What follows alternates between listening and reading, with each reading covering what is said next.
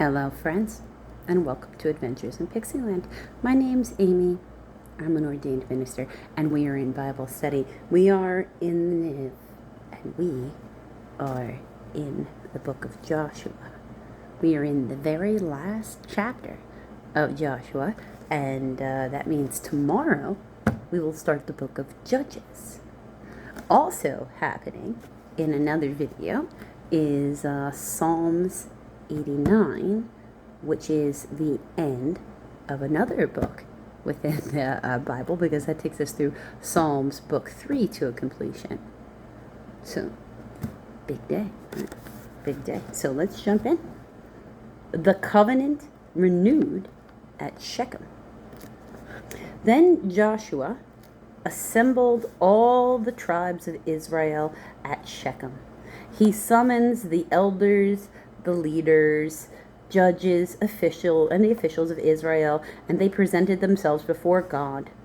Joshua said to all the people, "This is what the Lord, the God of Israel, says. Long ago, your forefathers, including Terah, Terah, the father of Abraham and Nahor, lived beyond the river, that is the Euphrates, and worshipped other gods. But I took your father Abraham from the land beyond the river and led him throughout Canaan and gave him many descendants. I gave him Isaac, and to Isaac I gave Jacob and Esau. I assigned the hill country of Seir to Esau, that's Seir, to Esau, but Jacob and his sons went down to Egypt. Then I sent Moses and Aaron, and I afflicted the Egyptians by what I did there, and I brought you out. When I brought your fathers out of Egypt, you came to the sea, and the Egyptians pursued them with chariots and horsemen. And that's charioteers. As far as the Red Sea, in the Hebrew, the Yom Sufis, it says it's the Sea of Reeds, different location, same general area, further north. But they cried to the Lord for help, and he put darkness between you and the Egyptians. He brought the sea over them and covered them. You saw with your own eyes what I did to the Egyptians. Then you lived in the desert for a long time. I brought you to the land of the Ammonites who lived east of the Jordan. They fought against you, but I gave them into your hands. I destroyed them from before you, and you took possession of their land.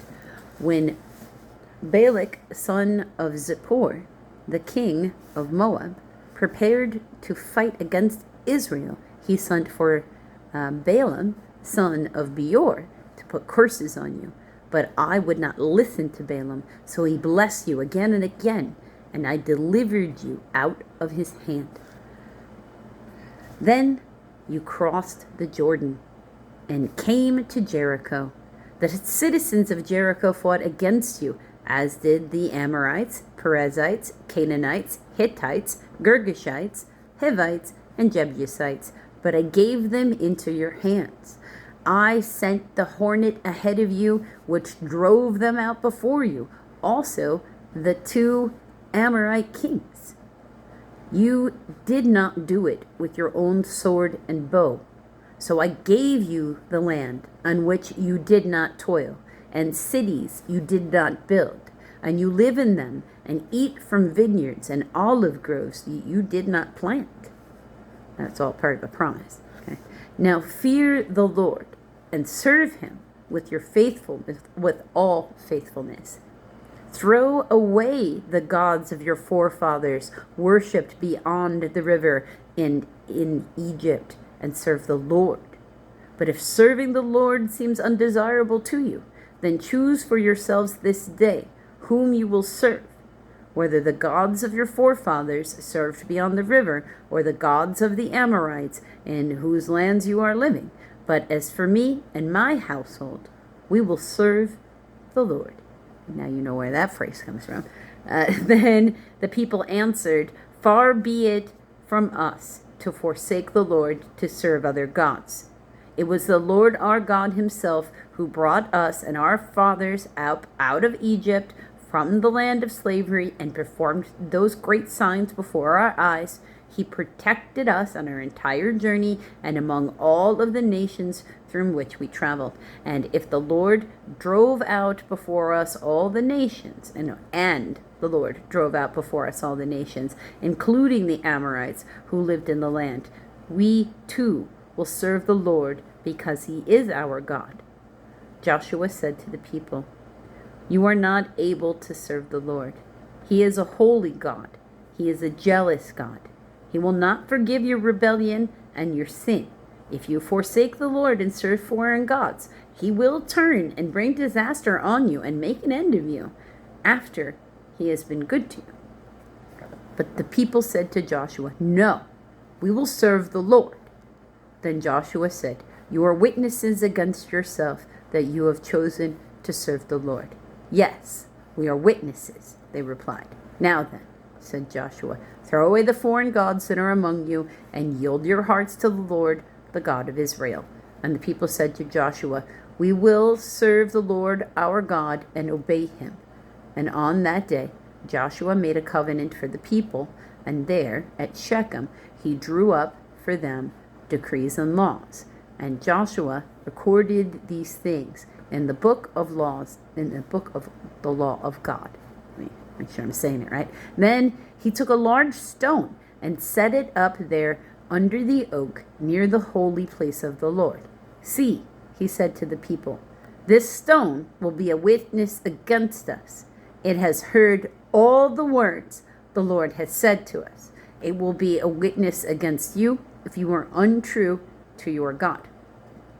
Now, what beautiful faith is that?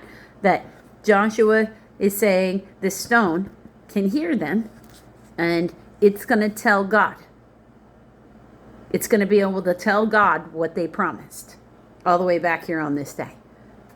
So, wow, that's pretty cool. Buried in the promised land. Then Joshua sent the people away, each to his own inheritance. After these things, Joshua son of Nun, the servant of the Lord, died at the age of 110. It's quite old. And they buried him in the land of his inheritance at Timnath Serah, Timnath, and then separate word, Serah. It's got a footnote of also called Timnath Heres, Heres,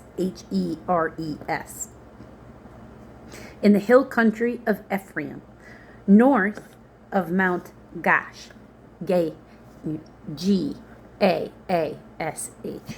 Trying to make that one word, or one letter, I guess. Israel served the Lord throughout the lifetime of Joshua and of the elders who outlived him and who had experienced everything the Lord had done for Israel. And Joseph's bones, which the Israelites had brought up from Egypt, were buried at Shechem in the tract of land that Jacob bought for 100 pieces of silver. That is Hebrew 100 kesas, or keseta, Kesitahs, and that is a unit of money of unknown weight and value. From the sons of Hamor, the father of Shechem, this became an inheritance of Joseph's descendants. And Eleazar, son of Aaron, died and was buried at Gibeah, Gibeah, which had been allotted to his son Phinehas in the hill country of Ephraim. So, That means in this general area, you have more than one important person in Jewish history's bones. That's kind of cool. I wonder if archaeologists have tried to find that yet. Until the next video, friends.